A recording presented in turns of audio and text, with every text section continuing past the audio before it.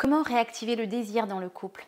J'accompagne énormément de femmes, d'hommes qui sentent qu'il y a de moins en moins de désir aussi dans la relation et qui ne savent pas comment faire.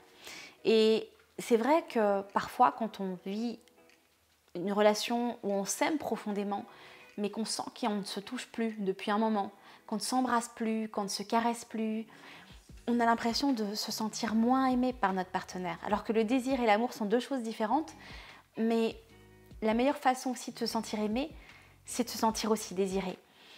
Et j'ai presque envie de vous dire, c'est pas j'ai presque, je vous le dis, ce que je remarque, c'est que la majorité des personnes ne communiquent pas, ne vont pas se dire, bah tu sais là, ça fait un moment qu'on ne s'est pas touché, ça fait un moment qu'on n'a pas fait l'amour, et en fait j'ai envie, ou je ressens que j'ai moins de désir en ce moment, et je sens que toi aussi, ou peut-être que je sens que tu as moins de désir en ce moment, est-ce que c'est vrai, ou est-ce que je me trompe, ou est-ce que c'est correct? Et de lui dire ce que vous aimeriez, ou qu'il vous dise ce qu'il aimerait, ce qui lui manque, ou ce qui se passe pour lui ou pour elle. Parce que parfois, ça n'a rien à voir avec le couple, c'est juste qu'on est préoccupé, c'est qu'il y a du stress. Ou parfois, c'est la relation de couple elle-même qui est compliquée. Il y a des disputes qui fusent, il y a des reproches sur reproches. Et qu'est-ce qui se passe quand c'est comme ça? On n'a pas envie. On n'a pas envie de faire l'amour, on ne se sent pas aimé déjà par l'autre parce qu'il y a tellement de disputes qui fusent qu'on se dit que de toute façon, l'autre n'a pas envie de nous en fait. Donc ça va être compliqué. Et là, c'est vraiment de communiquer aussi pour apaiser les tensions et pour comprendre de quoi l'autre a besoin pour se sentir de nouveau finalement dans la relation et refaire confiance en l'autre pour pouvoir s'exprimer naturellement et exprimer son désir aussi du coup naturellement. Parce que quand on est bridé, on est bloqué, on n'ose plus, on ne dit plus et en fait c'est un cercle vicieux et peut-être que l'autre aussi se dit elle n'a pas envie de faire l'amour. Donc comme on n'en parle pas, qu'est-ce qui va se passer? C'est que les deux attendent et il ne se passe pas grand-chose. Donc communiquez, dites ce qui est là pour vous et surtout aussi remplacer les disputes et les reproches par des mots d'amour, par des moments de qualité à deux et par de la douceur. Ce qui va être aussi important, c'est de proposer des solutions. Parce qu'en fait, ce qu'on fait souvent, c'est qu'on va attendre et puis qu'on va vouloir attendre qu'on ait envie l'un de l'autre, mais de la même manière qu'avant. Et peut-être que la problématique, c'est qu'on a envie d'autre chose justement pour être stimulé. Et vous pouvez très bien discuter librement de ça, comme je l'ai proposé, et de proposer des solutions. Pas juste envoyer, pas juste dire, écoute, ça fait, ça fait 10 jours qu'on ne s'est pas touché, ou ça fait 3 mois qu'on ne s'est pas touché, et puis on attend. Non, on va proposer, je te propose ci, je te propose ça, je te propose de te faire un massage, j'ai découvert le tantra, j'ai découvert ce sextoy, ce jouet, tiens, ça te dit qu'on essaye, tiens, j'ai découvert ce Love Hotel, donc cet hôtel qui propose des chambres coquines. Est-ce que ça te dirait qu'on se fasse une nuit dans cet hôtel-là? Bref, proposer des solutions en disant peut-être qu'en fait, il est temps de pimenter les choses et de ne pas laisser mourir le désir en fait.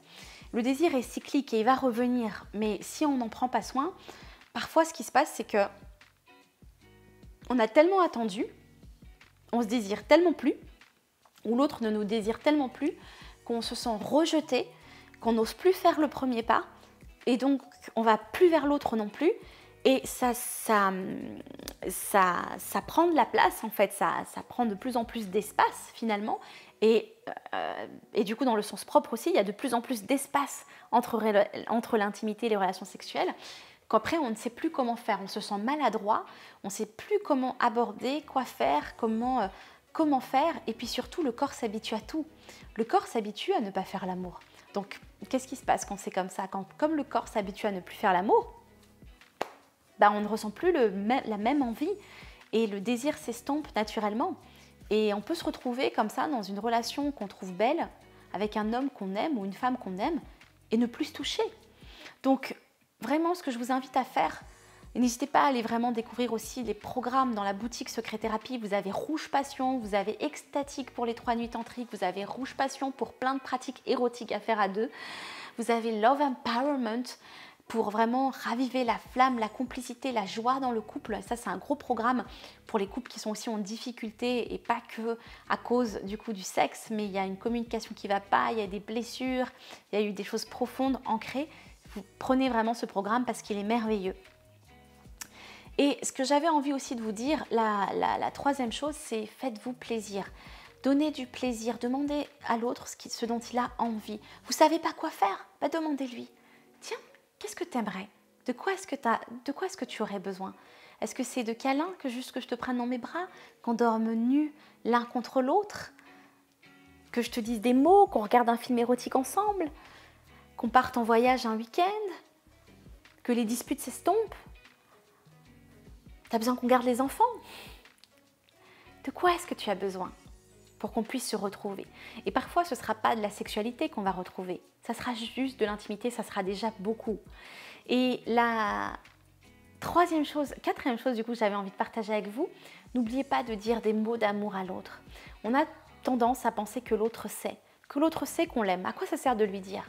La problématique, c'est quand ça fait un moment qu'on ne s'est pas senti désiré ni aimé, c'est compliqué parce qu'on ne se sent pas aimé et on ne sait plus si l'autre, on remet beaucoup de choses en question, on se pose beaucoup de questions sur soi, on se remet en doute, on n'a plus confiance en soi et c'est important de dire ok, je vais juste lui rappeler quand même que je l'aime en fait. Je vais juste lui rappeler que je l'aime, que j'adore être avec elle, avec lui et que j'ai hâte qu'on retrouve une belle intimité aussi, une belle complicité sexuelle. Je t'aime, j'aime être avec toi. Parce que se sentir en sécurité, justement parce qu'on se sent aimé, va nous amener aussi à de nouveau renouer l'intimité, oser dire ses envies, ses besoins, proposer des solutions, proposer des jeux érotiques, etc. Parce qu'on sait que l'autre nous aime et qu'on est en sécurité pour tout ça.